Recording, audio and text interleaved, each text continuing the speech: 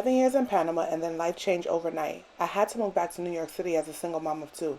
Figuring things out in real time, this channel is changing with me. New York City life, rebuilding, and traveling back to Panama where my family still is. No filter, just real life. Hey guys, welcome back to another episode of V Girl TV. Welcome back to my canal on YouTube, and I am happy to see you guys still here, still rocking with me. As you guys know, I lived in Panama for over a decade, and now I'm back in the USA. Some people hate it, some people love it. Either way, I don't care, it's my life. If you haven't already done so, make sure you are liking and you are subscribed to this channel, and be sure to leave a comment in the comment section. Whether you agree with me or not, your comments are still appreciated. So by the title of this video, we're going to be talking about what expats get wrong about living in Panama. So this is what the reality of the situation is. Expats expect to pay $1,200 for beach life. And I will tell you, that's not happening. So expats are always gonna pay more. Whether they want to admit it or not, this is the reality. You're gonna pay more in rent because most of the time you're gonna wanna live in a safer neighborhood, and they're going to raise up the rent, boost it up ×3, because they know that you are not from there. You're not a local, and you are going to pay gringo price. It is just the reality of the situation. Some people may feel like, well, you know, it doesn't affect me because I can afford it. But the reality of the situation is that sometimes you may be paying the same amount of money in rent that you would be paying here in the States. So not only are you going to pay higher rent prices, you're going to pay higher in groceries, right? So a lot of imported goods are going to be more expensive. You're more than likely going to shop in grocery stores. Now, I just want to be clear. This is not for everyone. So if it doesn't apply, let it fly. But more than likely, most expats shop in stores like River Smith. River Smith is a international grocery store, and it's extremely expensive, right? Because most of the products are imported from the States, or if it's not imported from the States, it's imported from other parts of the world.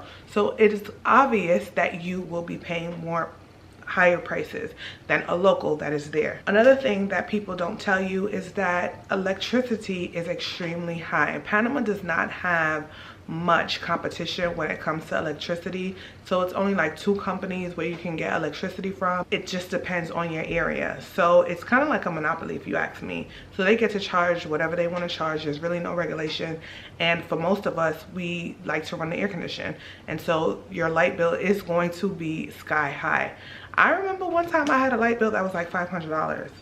Okay, I had AC in all the rooms, the kids, Amir's room, Gia's room, my room, the living room, and trust me, it's not cheap. I think the cheapest that my electricity bill was like $50, and that's because I was not there for the summer, literally. Bottom line is, if you want the American comfort in Panama, you will be paying American prices. Another thing that they may not tell you is that you don't want to confuse politeness with welcoming. 2 different things. So yes, Panamanians are warm, they're respectful, friendly. However, that doesn't mean that you are part of their world. That doesn't mean that they trust you, and that does not mean that you're going to get insider treatment. A lot of times, expats mistake kindness for being part of the community or welcoming, or like they belong. So the next thing that a lot of expats get wrong is that they don't understand how the class system works in Panama. I know a lot of people, they want to like kill me about this and tell me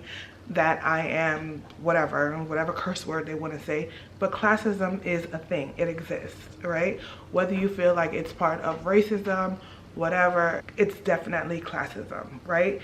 And this is how it works. In Panama, you are defined by where you live, your accent, your passport, what school you go to, and how much money you have. So it's not necessarily just about race. Now, am I saying that racism doesn't exist?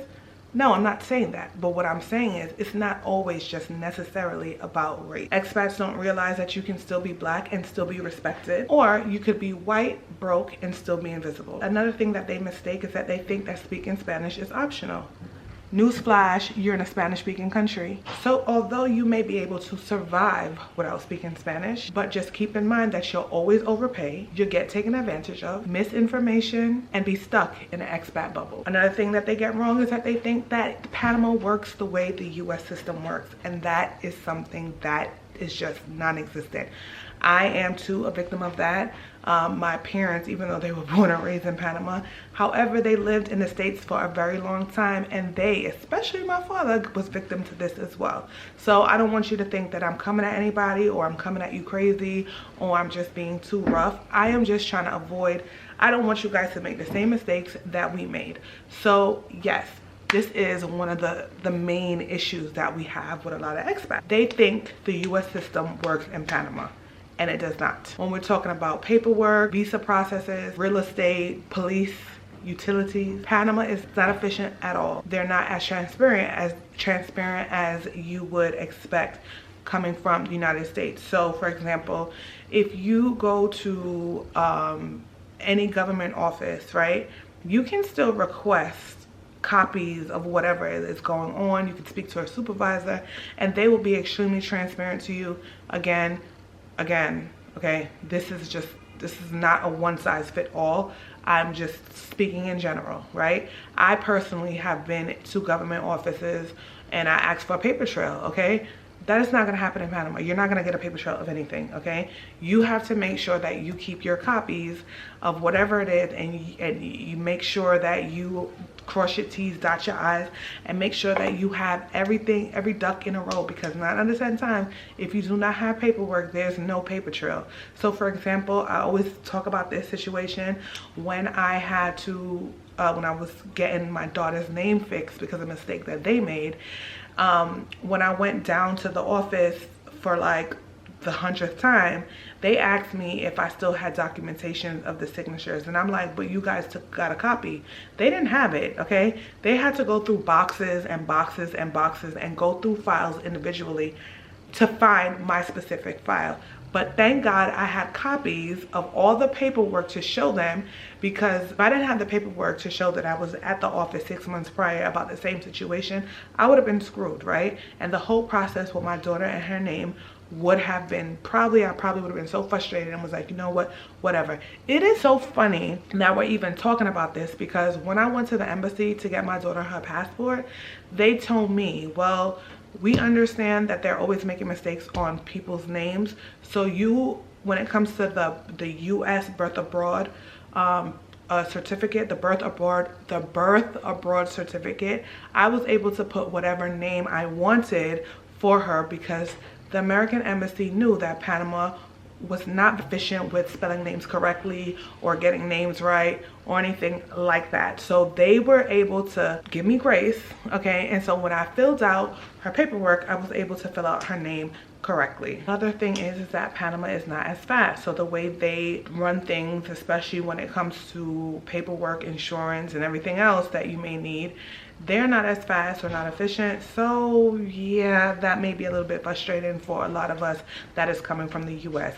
And I'm also talking about people that were born and raised in Panama, left and went back to Panama after a couple of years, because guess what? It has not the same. Things are not the same, no matter how many beautiful skyscrapers and buildings that you may see in Panama. There's still a lack of efficiency when it comes to everyday living. So what I would say is that if you are planning to move to Panama, you want to make sure that you have lots of patience, right?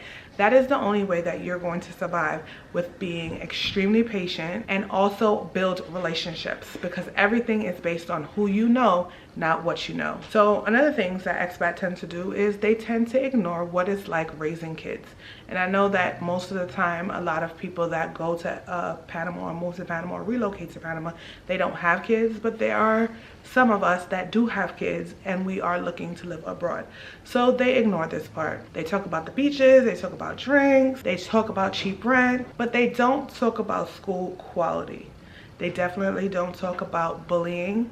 They don't talk about language barriers. They don't talk about identity issues. And they also don't talk about education gap. Panama is amazing for adults, but it can be complicated for kids. Another thing is that they think that they are escaping America. But this is something that you should take away. You don't escape classism, you don't escape trauma, you don't escape parenting, and you don't escape money problems. You just move from one country to another. Now, in conclusion, Panama is amazing if you understand it. It's gonna be miserable if you come here believing in this YouTube fantasy that people are projecting. Now, overall, do I love Panama? Of course, I would love Panama. I love Panama with all my heart. It's amazing. But it just breaks my heart when people leave and they are frustrated and they have all these negative things to say because they went in expecting something that wasn't necessarily what they thought it was going to be. That's why I make these videos, right? Sometimes it hurts to tell the truth or to hear the truth, and sometimes it offends people, but it's the reality. I don't ever want anyone to go any place, especially Panama, the country that I love so much, the country where my parents were born, the country of who I am and my identity. But it hurts me when I hear people talking about things so negatively because they went in not realizing or not understanding the dynamics of Panama. To be able to understand it, to be able to fully grasp and understand, my suggestion is to connect with someone that has been living in Panama for more than 5 years, okay? I think once you're in Panama for at least 5 years, you're able to understand more or less how things work and meet different people. So you can meet people that have families, have children, don't have children, and just meet different people, locals, non-locals, and just get their perspective on things. Don't really connect with people that's trying to sell you something, because obviously when you're trying to sell something to someone, you want the money, right? You're trying to sell them into something so the other person can gain some type of financial gain. Let me tell you something, information is free, right? And so connecting with local people or connecting or just visiting, right? Visit for at least 3 months before you decide to just pick up and just get rid of all your things. I would never suggest that you ever sell your home if you have a home, or any property, just to sell everything and just go to another country blindly.